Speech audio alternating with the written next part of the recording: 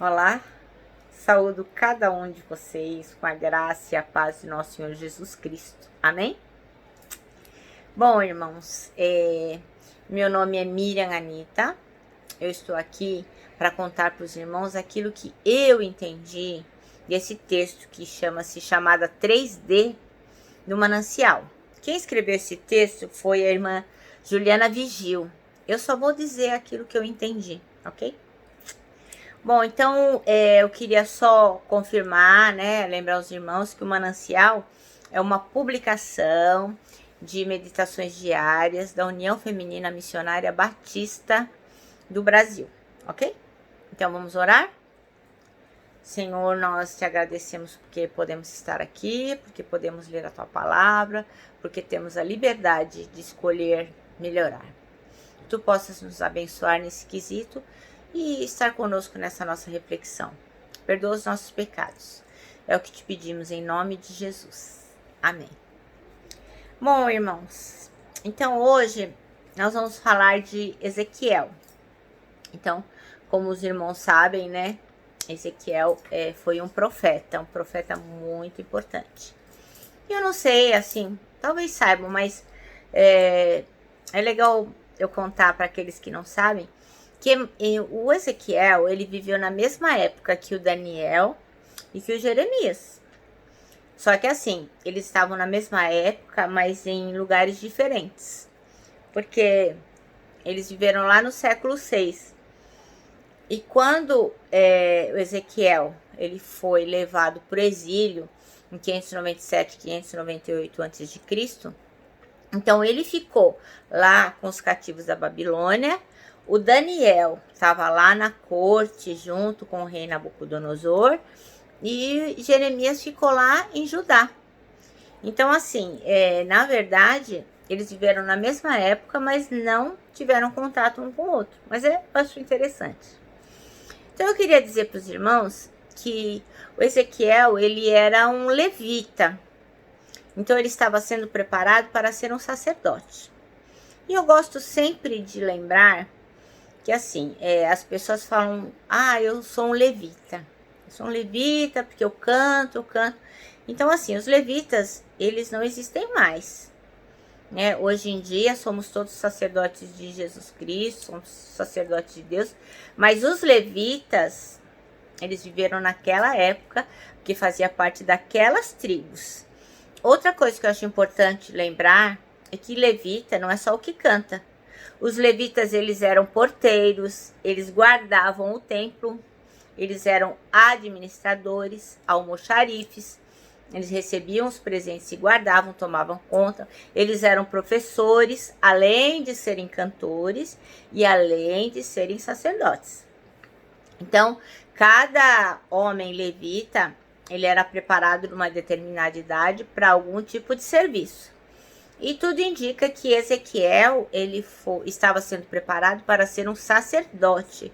Ele iria servir dentro do templo. Então, quando o exílio chegou, quando Nabucodonosor tomou tudo lá e os levou para o exílio, porque quando Nabucodonosor chegou em 597 a.C., ele levou as pessoas importantes daquela época, as pessoas mais proeminentes, e levou também Ezequiel. Ezequiel naquela época devia ter mais ou menos uns 25 anos de idade.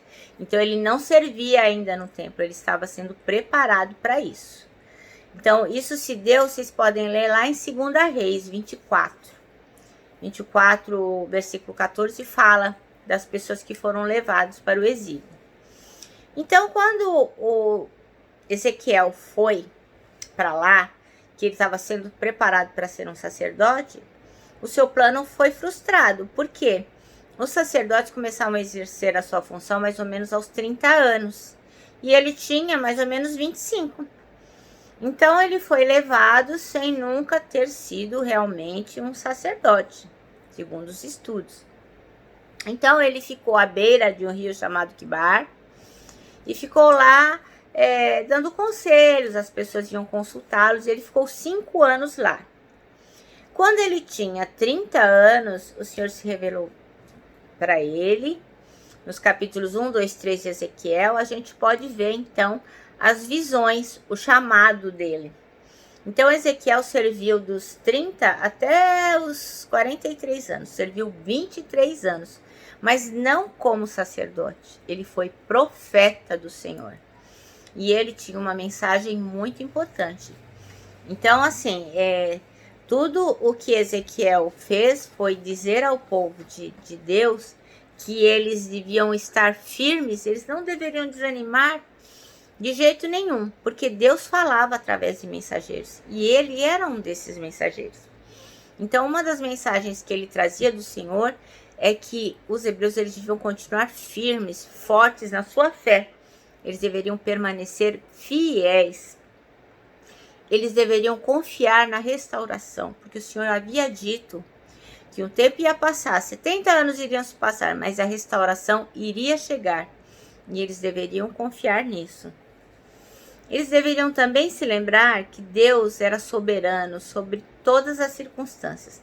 Mesmo as piores coisas que eles pudessem estar passando, mesmo o rei deles tendo sido aprisionado, exilado pelo rei Nabucodonosor, como hoje, não estamos passando tantas tribulações, tantas dificuldades nessa pandemia, mas a gente também não pode esquecer que Deus é soberano e Ele está sobre todas as coisas. Então, mesmo que a gente se sinta derrotado, a mensagem de Ezequiel para aquele tempo pode se aplicar para nós hoje. Mesmo que a gente se sinta derrotado, Deus é soberano sobre todas as coisas.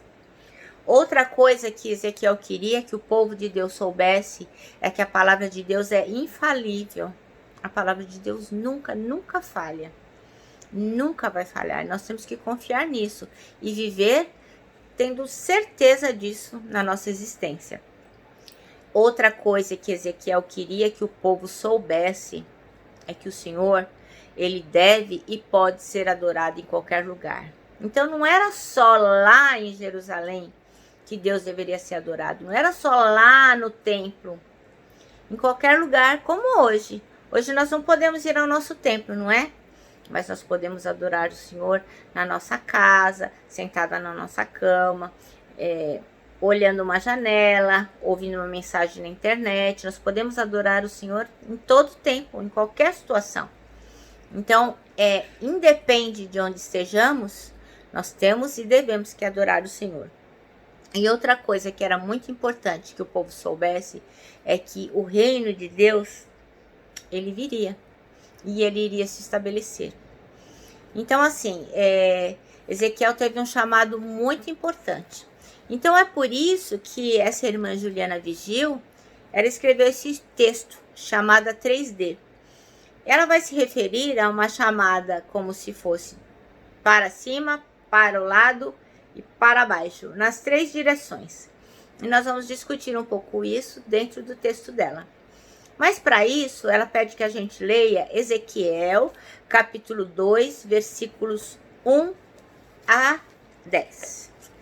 E diz assim: Ele me disse: Filho do homem, fique em pé, pois eu vou falar com você.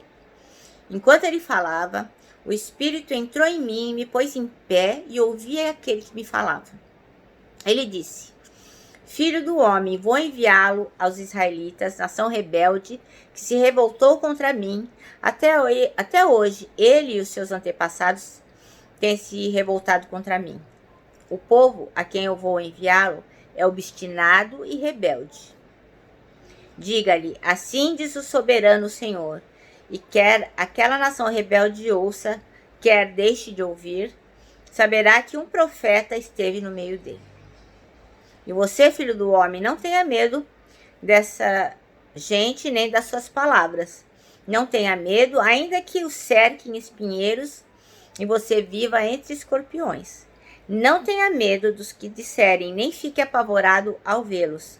Embora eu seja uma nação rebelde, você lhes falará as minhas palavras, quer ouçam, quer deixem de ouvir, pois são rebeldes. Mas você, filho do homem, ouça o que eu lhe digo.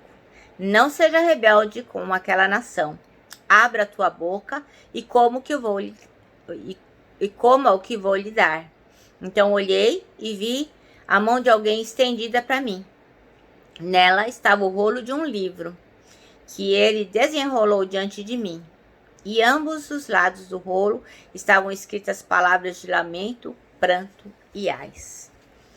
É um livro assim que merece ser muito bem estudado, porque não é tão fácil assim de compreender. Mas hoje, especificamente, o que nós vamos falar é sobre a missão de Ezequiel.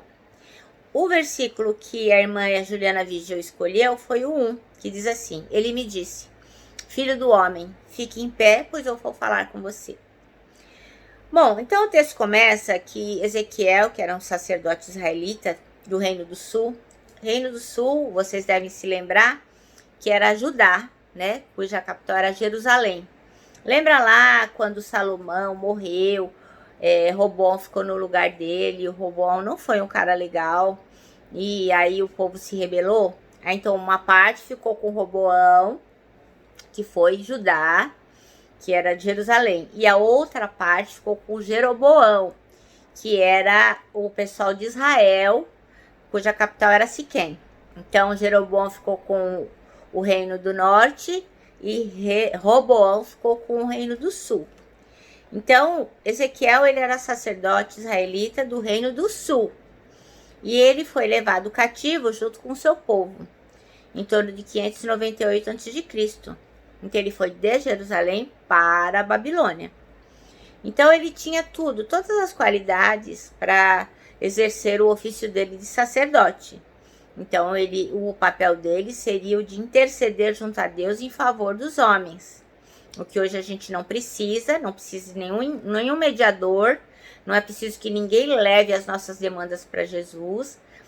Ninguém precisa falar por nós com Deus, não precisa ninguém falar através de nós com o Espírito Santo, homem nenhum, porque hoje nós temos Jesus Cristo, que morreu e ressuscitou por nós. Então, se a gente tem alguma coisa, alguma demanda, algum perdão a pedir, algum desejo, alguma oração, a gente pede direto para Jesus Cristo, ok? Então, naquela época, como o véu não tinha se rasgado e o sacerdote, então, fazia essa intercessão, Ezequiel seria um desses homens que estava pronto para interceder pelos homens. No entanto, para aquele momento e lugar, Deus o chamou para outra coisa. Então, quando ele foi para o exílio, Deus chamou Ezequiel para quê? Para ser profeta. Então, ele deixaria de ser a voz dos homens para ser a voz de Deus para os homens. Então, era um novo ofício, né? Ele agora seria profeta. Então, a história de Ezequiel, ela aponta para o aspecto tridimensional. Então, quando a autora fala 3D, é tridimensional. Então, em relação ao que é o seu chamado, né? Então, o primeiro aspecto que ela fala é a altura, que revela o quê? A natureza do chamado de Ezequiel. Ele foi chamado por quem? Por Deus. Deus o chamou. Então, veio do alto este chamado. Então, o que quer dizer que é um chamado divino e que ele continua ativo na história. Então, Deus deseja, assim como desejou com Ezequiel, ele deseja também que a gente atue juntamente com ele na transformação de uma sociedade que se afunda na miséria espiritual. Então, hoje, assim como naquela época, o povo não está bem, as pessoas não estão bem, não reconhecem Deus e estão longe de reconhecer o sacrifício de Jesus Cristo.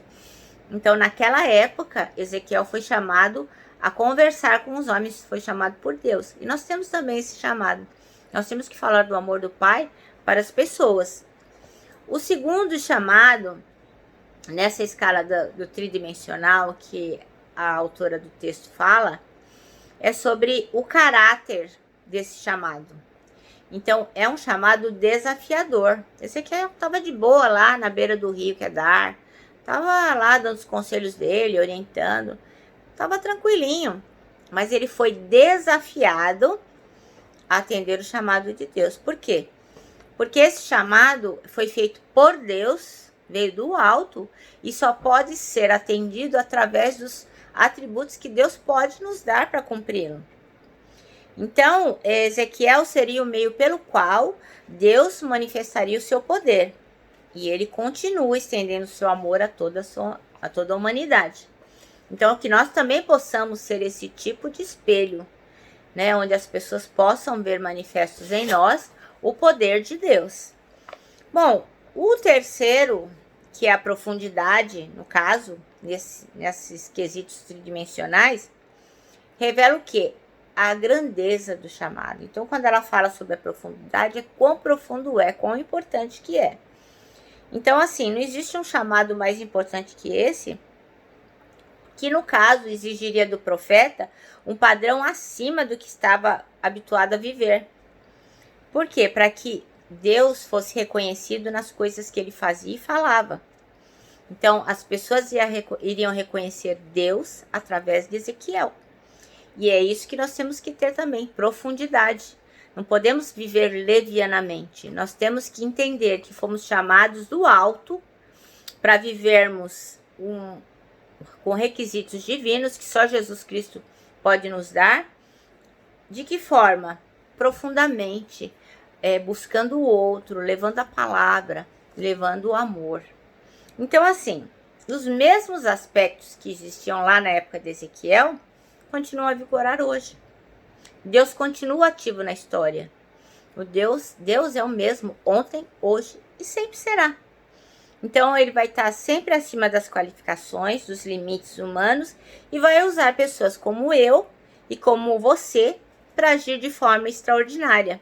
Então, a gente pensa, nossa, mas eu não sei nada, eu não sou capaz de nada, eu não tenho nenhum talento. Não tem problema, porque quem nos capacita é o Senhor. E vai nos capacitar de acordo com aquilo que ele necessita. Acontece que os planos do Senhor não podem ser frustrados. Se a gente não fizer aquilo para que o Senhor tem nos chamado, se não fizermos para o que fomos designados a fazer, o Senhor há de arrumar uma outra pessoa para fazer, não tem problema nenhum. Mas cada um de nós prestaremos a seu tempo contas a Deus daquilo que deixamos de fazer. Também daquilo que faremos se não formos chamados a fazer, ok? Então, o nosso manancial de hoje termina assim. Atenda ao chamado de Deus e seja usado por Ele como agente de transformação, amor e graça. Então, é isso. Temos que ser agentes de transformação, amor e graça. Bom, irmãos, acho que não tem tempo melhor do que ser esse tipo de pessoa aqui nesses tempos que estamos vivendo de pandemia. Que possamos realmente ser agentes de transformação, amor e graça. Termino deixando meu abraço fraterno, um abraço de ursa, e termino como sempre com a nossa palavra de ordem, que é saudades.